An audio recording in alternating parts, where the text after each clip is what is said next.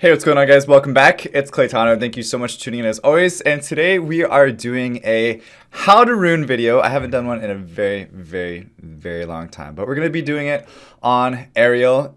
He is the water archangel. And basically what I do in this series is I go over their specific runes, their builds for late game and early game, where they are typically used at, where they're best used at, and what monsters pair well with them as well. So lots of stuff to go over, so we'll just get right into it here. We'll go over the skills first as we see it. Of course, all the archangels have a 50% HP leader skill for their specific element. So as you see, increases HP of ally monsters with water attribute by 50%. So we actually want to utilize that here, and I'll tell you where in just a second. But going through his skills though, his third skill, Holy Water, fills up the attack bar of all allies by 20%, which was a kind of a recent buff that he's gotten each, and recovers their HP by 30% each. It additionally recovers 15% each HP each turn for 3 turns. So a total of 75% HP if you don't touch that monster that he heals, and that monster gets off all the turns.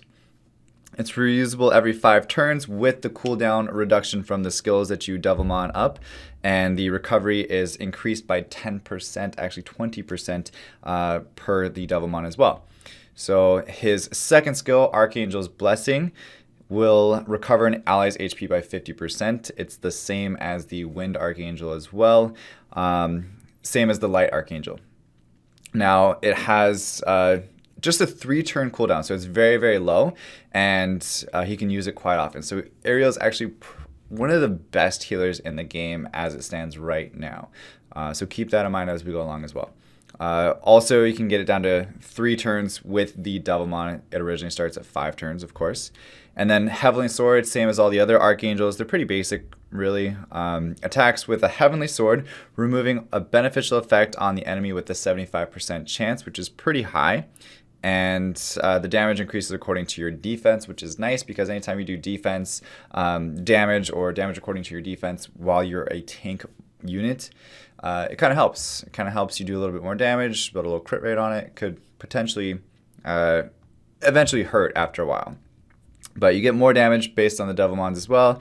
As you can see, 5, 10, 15, 30% total. And he gets a 25% increased resistance bonus upon awakening. So overall, everything in his skill set, everything in his complete package is really focused on healing. It's focused on being a tank, being a support monster, and he is actually a support monster. So everything just works very well with Ariel. And he's useful in a lot of different areas, and we'll go over those here in just a moment as well. But his base HP is super high at 11,850. Even for a support monster, that's actually really high. Attack is high for a support monster. Defense is nice and high, 747. Speed is a little bit low at 95. So there are some things that we have to kind of adjust for because of that low speed. We have to add a little bit more speed into his substats, or his runes rather. And then he gets that extra 25% resistance, so it's a lot easier to build resistance on him. I have mine at 73%, but of course you can get it much higher, 100% even if you wanted to. And then the accuracy could be useful as well if you want to be removing buffs with his first skill, but I typically don't really focus on accuracy when I'm building him. So what I focus on when I'm building Ariel, his main stats are going to be his speed is the #1 most important thing in my opinion. The second most important thing is going to be your HP percent. Third most important thing is going to be your resistance. Fourth will be your defense. And then after that you can go crit rate or accuracy depending on kind of what runes you have available to you. So those are the that's kind of the substat prioritization that I've done in my other how to rune videos, and that's how you want to prioritize your subsets. So looking at the runes, there's a couple different ways you can rune them. I personally have mine built on a double nemesis build, and you can see it's speed, HP. There's the slot 1, 3, and 5 slot runes there. So just to go over this though, the double nemesis build is typically for arena. There's a couple other builds though, but what I'll do first, let me go over where you want to use them at, and then I'll go over the builds or the rune builds for each specific place that you're using him. So the number one place that I use my aerial at is in arena defense, and I use it during the last 15 to 30 minutes of rush hour when I'm trying to stall out my opponents. Stall AD strategy is mainly to cut down on the attacks that you're receiving, because people don't want to fight a defense that's going to take them 5 minutes to attack, because by the time they finish killing your defense, they're going to have lost several more defenses on their end and still continue going down in rank. So people tend to avoid really stally looking, just tanky defenses. So that is a strategy for arena rush hour. Now for arena defense, you can build it one of two ways. I would say one of two ways. For late game players, you're looking at a Nemesis will build. I personally have mine on a energy set because I want a little bit more HP on him than the normal, but without losing the speed. The will is just to add an additional layer of RNG where they have to remove the will if they don't have a Tiana, and they have to somehow get around the aerial being on will. But the double Nemesis helps because you're countering Lucians, double Lucians and stuff like that, because what's going to happen is they're going to go first, they're going to be super fast, and then you're still going to build aerial super fast double Nemesis. You can't just build it double Nemesis and think you can have it at, you know, plus 50 speed. It's not going to work. Even on plus 100 speed, it really won't work depending on what level of arena you're at. But what's happening is you're going to take the full hit from the first Lucian, or if they're single Lucian, you'll take the full hit from that one.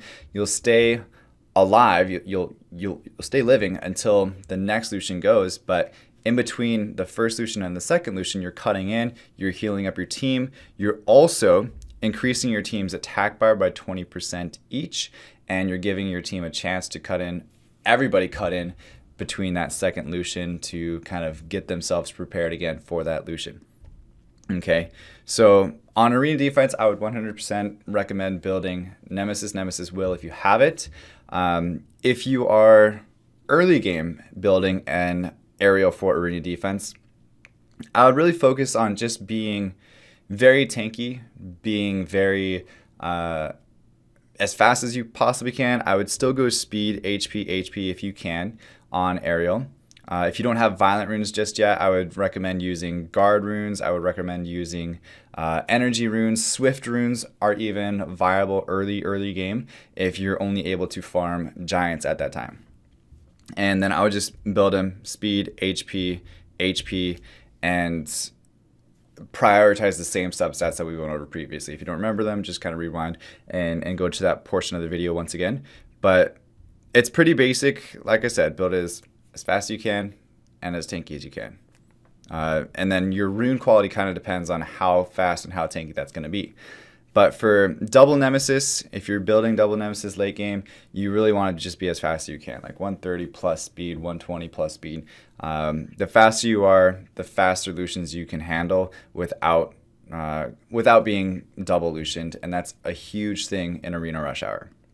Okay, the second place I would use it, and probably the only other place that I would use an aerial, would be in R5. Now, some people are kind of back and forth against it. It's not like the best R5 monster, but it's a really good healing frontliner sustainable monster. So the way I would run it in R5, and I don't typically recommend running Violent on non-cleansing monsters, but I would still recommend running Violent on Ariel because he has so much sustain, and then he also gives your team attack bar boosting skills from his third skill, that it's still worth it to build it on Violent. Okay, so I would build it on Violent if you can. Again, if you don't have Violent runes yet, if you're not able to farm Dragon's Beat 10 yet, I would say don't even worry about raids. Because if you're not able to farm Dragon's Beat 10 to gift yourself Violent runes, you shouldn't be focusing on raids at all. You should be focusing on your Dragon's Beat 10 team. So if you're early game, Ariel doesn't really help too much in Arena or or R5 because you're not really focusing on either of those places anyway. I would say you can probably run it in your GB10 team if you're super early game and you need some help with that, and you do have a nice aerial that you can bring with you, because it's still able to remove the attack power buff on the GB10 boss. So that would definitely be an option for you if you are early game. But aside from that, guys, that's really the main information, the need to know things about aerial for ruining it, where to use it and stuff like that. For a stall defense, I would recommend running it with a couple other free-to-play monsters like Rena and Freya for your stall defenses.